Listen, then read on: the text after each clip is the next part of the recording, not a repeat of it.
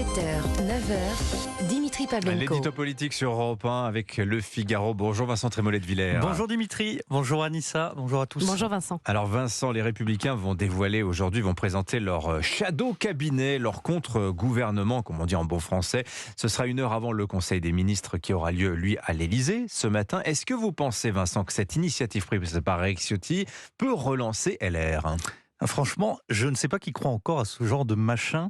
Et certainement pas Éric Ciotti qui connaît la politique sur le bout des doigts et qui ne doit avoir aucune illusion sur ce petit coup de communication. Cette pratique qui consiste à nommer des ministres en vue d'une alternance, c'est une pratique courante et efficace dans le régime parlementaire anglais.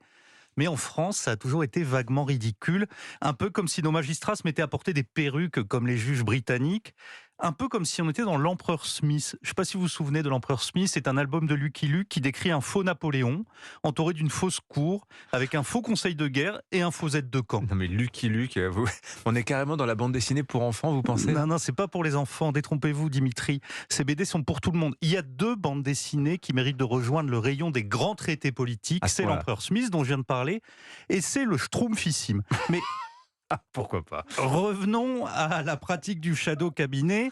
Chaque tentative chez nous s'est terminée en eau de boudin. En 1988, le shadow cabinet du Front National se réunit à l'hôtel Crillon avec aboyeur, s'il vous plaît, pour annoncer l'entrée des ministres. En 2010, c'est François Bayrou qui présente son gouvernement virtuel avec à l'agriculture Marc Fesneau, l'actuel ministre de l'Agriculture. Il avait donc 10 ans d'avance. En juin 2013, Jean-Louis Borloo officialise son contre-gouvernement avec 13 ministres. Jean-Christophe Lagarde est nommé à l'intérieur. Il est aujourd'hui condamné à de la prison avec sursis. En novembre 2018, enfin, Laurent Wauquiez réunit son shadow cabinet au grand complet pour la première et pour la dernière fois.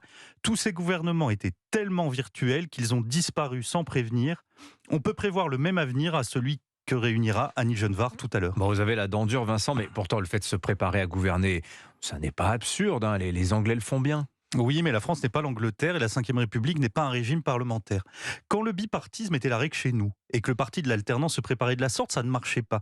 Alors comment voulez-vous qu'aujourd'hui, avec en France une vie politique tripartite, cela puisse fonctionner ? D'autant qu'LR a du mal à trouver sa place dans cette tripartition.